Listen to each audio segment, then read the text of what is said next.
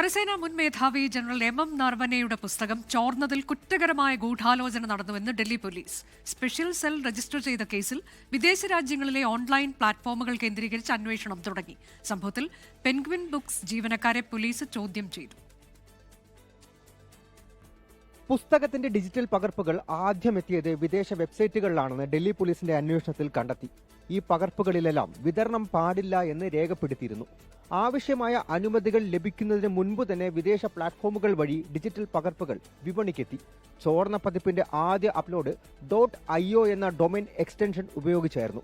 പിന്നീട് ഒന്നിലധികം ഹോസ്റ്റിംഗ് പ്ലാറ്റ്ഫോമുകളിൽ ഉള്ളടക്കമെത്തി.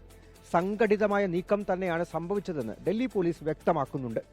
ഇതോടെ അന്താരാഷ്ട്ര തലത്തിലുള്ള അന്വേഷണവും വ്യാപിപ്പിച്ചു.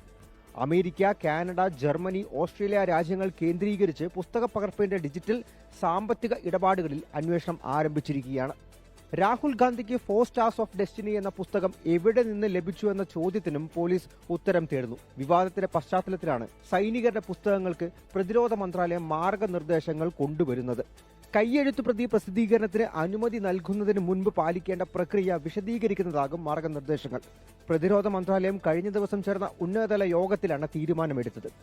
വിരമിച്ച സൈനികരുടെ പുസ്തകങ്ങളിലെ ഉള്ളടക്കങ്ങളും ഒഫീഷ്യൽ സീക്രട്സ് ആക്ടിന്റെ പരിധിയിൽ ഉൾപ്പെടും. 24 ഡൽഹി. ലോകത്തെവിടെയായാലും ഏത് സമയത്തും 24 വാർത്തകളും ഓഗ്മെന്റഡ് റിയാലിറ്റി പാക്കേജുകളും എക്സ്പ്ലെയിനറുകളും വിശദമായി കാണാൻ ഞങ്ങളുടെ യൂട്യൂബ് ചാനൽ നിങ്ങൾക്ക് സബ്സ്ക്രൈബ് ചെയ്യാം.